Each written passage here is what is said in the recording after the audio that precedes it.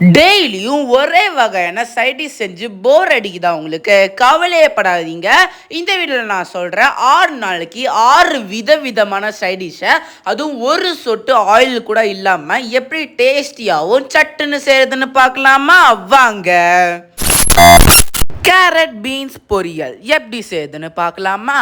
ஒரு இட்லி பாத்திரத்தில் கேரட்டையும் பீன்ஸையும் பெரிய பெரிய பீஸாக கட் பண்ணி இதில் போட்டுக்கோங்க. இப்போ இட்லி பாத்திரத்தோட மூடியை வச்சு க்ளோஸ் பண்ணி ஒரு 5 நிமிஷம் கழித்து பார்த்தீங்கன்னா இந்த மாதிரி நல்லாவே வெந்திருக்கும் கேரட்டும் பீன்ஸும். இப்போ ஒரு மண் சட்டி பாத்திரத்தில் அதை சின்ன சின்ன பீஸாக கட் பண்ணி இதில் போட்டுக்கோங்க. தேவையான அளவுக்கு உப்பை இதில் சேர்த்திக்கோங்க. ஒரு மிக்சி ஜாரில் 10 பல்லு தேங்காயும் இதில் சேர்த்திட்டு 3 பச்சை மிளகாயும் இதில் நம்ம ஆட் பண்ணிக்கலாம். கொஞ்சமாக சீரகத்தையும் இதில் சேர்த்திட்டு நல்லா குறைன்னு அரைச்சி எடுத்துக்கோங்க. இந்த மாதிரி நல்லா அரைச்சி எடுத்துக்கோங்க. இதில் நம்ம அரைச்சி வச்சிருக்கிறத ஒரு ஸ்பூன் அளவுக்கு இதில் சேர்த்திட்டு நல்லா சிம்லையே வச்சு நல்லா வறுத்து எடுத்துக்கோங்க. இந்த மாதிரி கன்சிஸ்டன்சி வந்த உடனே இது ஒரு பவுலில் ட்ரான்ஸ்ஃபர் பண்ணி எடுத்து வச்சு பார்த்தீங்கன்னா நமக்கு சுவையான கேரட் பீன்ஸ் பொரியல் ரெடி. பொட்டேட்டோ ஃப்ரை எப்படி செய்யுதுன்னு பார்க்கலாமா? ஒரு இட்லி பாத்திரத்தில் பேபி பொட்டேட்டோவை ஒரு குழிலையாக இதில் சேர்த்திக்கோங்க. இட்லி மூடியை வச்சு க்ளோஸ் பண்ணி ஒரு 5 நிமிஷம் கழித்து பார்த்தீங்கன்னா இந்த மாதிரி நல்லாவே வெந்திருக்கணும். இதில் ஒரு மண் சட்டி பாத்திரத்தில் ஒரு கையளவுக்கு பேபி பொட்டேட்டோவை இதில் சேர்த்திக்கோங்க. தேவையான அளவுக்கு உப்பையும் இதில் ஆட் பண்ணிக்கோங்க. கொஞ்சமாக மஞ்சத்தூளியும் இதில் சேர்த்திட்டு கொஞ்சமாக மிளகாத்தூளியும் இதில் நம்ம ஆட் பண்ணிக்கலாம். இதில் கொஞ்சமாக மல்லித்தூளியும் இதில் சேர்த்திட்டு நல்லா சிம்லையே வச்சு நல்லா வறுத்து எடுத்துக்கோங்க. இதில் ஒரு கையளவுக்கு கருவேப்பிலையும் இதில் சேர்த்திட்டு நல்லா மிக்ஸ் பண்ணி விட்டுக்கிட்டே இருங்க. இந்த மாதிரி கன்சிஸ்டன்சி வந்த உடனே இதை ஒரு பவுலில் ட்ரான்ஸ்ஃபர் பண்ணி எடுத்து வச்சு பார்த்தீங்கன்னா நமக்கு சுவையான பொட்டேட்டோ ஃப்ரை ரெடி. பாவக்காய் ஃப்ரை எப்படி செய்யுதுன்னு பார்க்கலாமா? ஒரு இட்லி பாத்திரத்தில் ரவுண்ட் ஷேப்பாக கட் பண்ணி வச்சுருக்கிற பாவக்காவை நல்லா வாஷ் பண்ணி இதில் சேர்த்திக்கோங்க. சீட்ஸ் நல்லா இருக்கிற எடுத்துகிட்டு இதில் சேர்த்திக்கோங்க. ஒரு இட்லி பாத்திரத்தோட மூடியை வச்சு க்ளோஸ் பண்ணி ஒரு 5 நிமிஷம் கழித்து பார்த்தீங்கன்னா இந்த மாதிரி நல்லாவே வெந்திருக்கணும். இப்போ ஒரு மண் சட்டி பாத்திரத்தில் நம்ம வேக வச்சிருக்கிற பாவக்காவை இதில் சேர்த்திக்கோங்க. தேவையான அளவுக்கு உப்பையும் இதில் ஆட் பண்ணி தேவையான அளவுக்கு மஞ்சத்தூளியும் இதில் நம்ம சேர்த்திக்கலாம். இதில் கொஞ்சமாக சாம்பார் பொடியும் இதில் ஆட் பண்ணிட்டு நல்லா சிம்ல வச்சு இது எல்லாமே போட்டுட்டு நல்லா வறுத்து விட்டுக்கோங்க. இது எல்லாமே நல்லா வறுத்து விட்டோடனே இதில் தேவையான அளவுக்கு மிளகாத்தூளியும் இதில் சேர்த்திட்டு நல்லா மிக்ஸ் பண்ணி விட்டுக்கிட்டே இருங்க.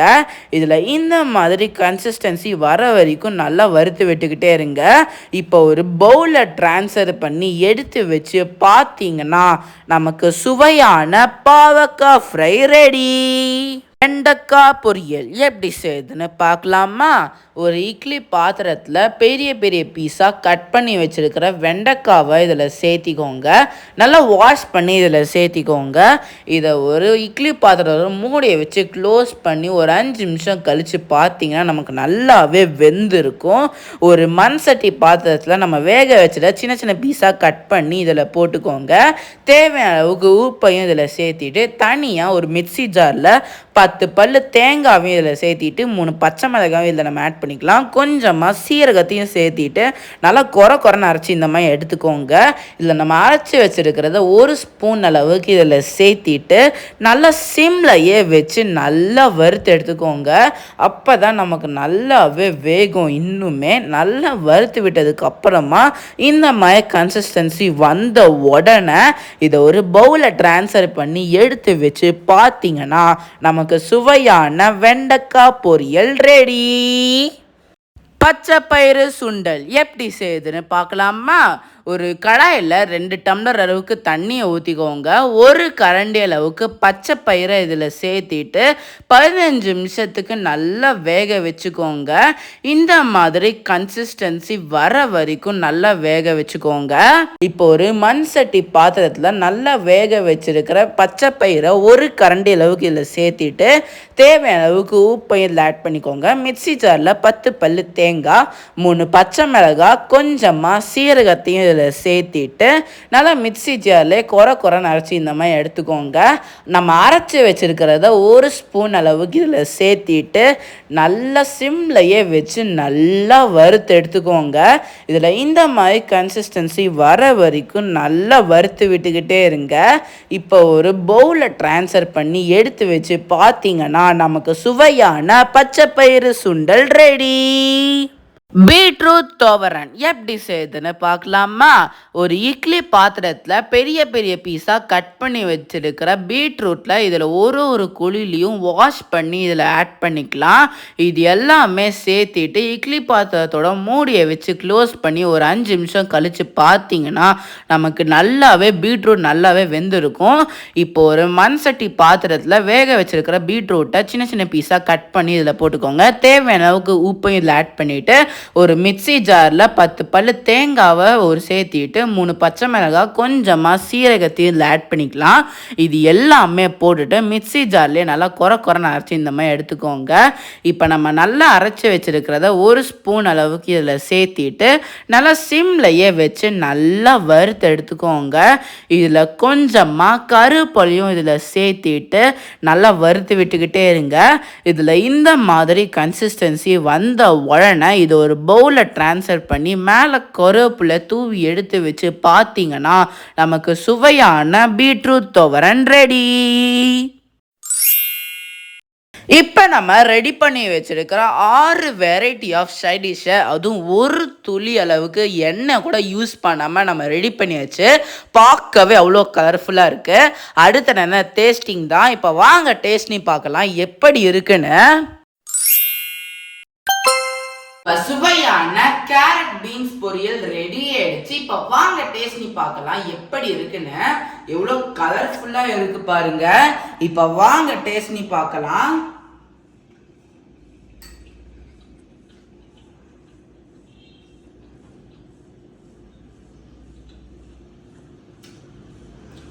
ரொம்பவே சுவையா இருக்குங்க. ஒரு சொட்டு ஆயில் கூட இல்லாமல் ரொம்ப ஹெல்த்தியான பொரியலுங்க.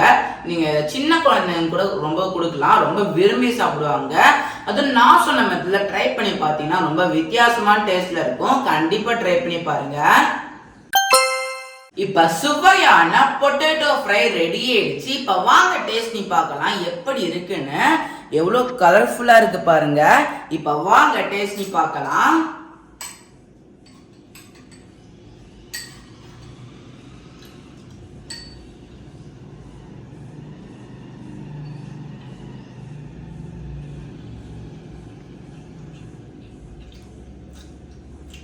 ரொம்பவே சுவையா இருக்குங்க. ஒரு சொட்டு ஆயில் கூட இல்லாம செஞ்சதுங்க. ரொம்ப ஹெல்த்தியும் கூட. சின்ன குழந்தைங்க கூட கொடுக்கலாம், ரொம்ப விரும்பி சாப்பிடுவாங்க. அது நான் சொன்ன மெத்தட்ல ட்ரை பண்ணி பார்த்தீங்கன்னா ரொம்ப வித்தியாசமான டேஸ்ட்ல இருக்கும். எல்லாருமே ஆச்சரியப்படுவாங்க. கண்டிப்பா ட்ரை பண்ணி பாருங்க. இப்ப சுவையான பாவக்காய் ஃப்ரை ரெடி ஆயிடுச்சு. இப்ப வாங்க டேஸ்ட் பண்ணி பார்க்கலாம் எப்படி இருக்குன்னு. இது பார்க்கறதுக்கு எப்படி இருக்கு பாருங்க. இப்ப வாங்க டேஸ்ட் பண்ணி பார்க்கலாம்.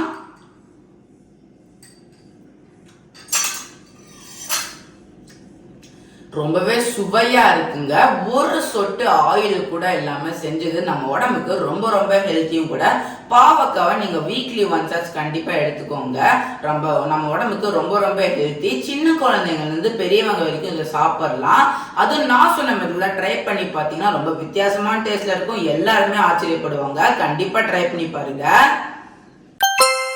இப்ப சுவையான வெண்டைக்காய் ஃப்ரை ரெடி ஆயிடுச்சு. இப்ப வாங்க டேஸ்ட் பண்ணி பார்க்கலாம் எப்படி இருக்குன்னு. இது பார்க்கறதுக்கு எப்படி இருக்கு பாருங்க. இப்ப வாங்க டேஸ்ட் பண்ணி பார்க்கலாம்.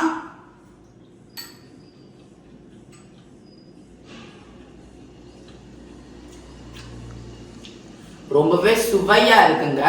ஒரு சொட்டு ஆயில் கூட ஆட் பண்ணாம ரொம்ப ஹெல்த்தியா செஞ்சது. குழந்தைங்களுக்கு இந்த வெண்டைக்காய் ஃப்ரை ரொம்ப ரொம்ப உடம்புக்கு ரொம்ப நல்லது. கண்டிப்பா ட்ரை பண்ணி பாருங்க. அதுவும் நான் சொன்ன மாதிரி ட்ரை பண்ணி பார்த்தீங்கன்னா ரொம்ப வித்தியாசமான டேஸ்ட்ல இருக்கும். இப்ப சுவையான பச்சை பயிறு சுண்டல் ரெடி ஆயிடுச்சு. இப்ப வாங்க டேஸ்ட் பண்ணி பார்க்கலாம் எப்படி இருக்குன்னு. இது பார்க்கறதுக்கு எப்படி இருக்கு பாருங்க. இப்ப வாங்க டேஸ்ட் பண்ணி பார்க்கலாம்.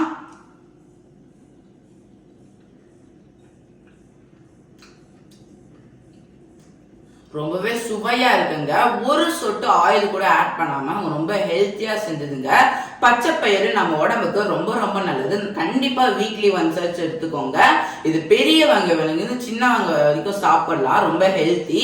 நான் சொன்ன மாதிரில ட்ரை பண்ணி பார்த்தீங்கன்னா ரொம்ப வித்தியாசமான டேஸ்ட்ல இருக்கும். ரொம்ப ஆச்சரியமும் படுவாங்க. கண்டிப்பா ட்ரை பண்ணி பாருங்க. இப்ப சுவையான பீட்ரூட் துவரன் ரெடி ஆயிடுச்சு. இப்ப வாங்க டேஸ்ட் பண்ணி பார்க்கலாம் எப்படி இருக்குன்னு. இதோட கலர் எப்படி இருக்கு பாருங்க. இப்ப வாங்க டேஸ்ட் பண்ணி பார்க்கலாம்.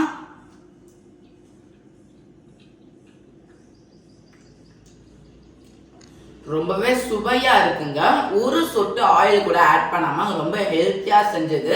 பீட்ரூட் நம்ம உடம்புக்கு ரொம்ப ரொம்ப நல்லது. கண்டிப்பா வீக்லி ஒன்ஸ் ஆச்சு எடுத்துக்கோங்க. அது நான் சொன்ன மெத்தட்ல ட்ரை பண்ணி பார்த்தீங்கன்னா ரொம்ப வித்தியாசமான டேஸ்ட்ல இருக்கும். எல்லாரும் ஆச்சரியப்படுவாங்க. கண்டிப்பா ட்ரை பண்ணி பாருங்க. இந்த வீடியோல நான் சொன்ன 6 நாளைக்கு 6 விதவிதமான சைட் டிஷ், அதுவும் ஒரு சொட்டு ஆயில் கூட யூஸ் பண்ணாம உங்க வீட்டுல செஞ்சு கொடுத்து அசத்துங்க. இந்த சைட் டிஷ்ல உங்களுக்கு எது ரொம்ப ஃபேவரட்டோ கண்டிப்பா கமெண்ட் செக்ஷன்ல சொல்லுங்க. இதே மாதிரி இன்னொரு இன்ட்ரெஸ்டிங்கான வீடியோல உங்க எல்லாத்தையும் பார்க்கறேன். அது வரைக்கும் பாய்.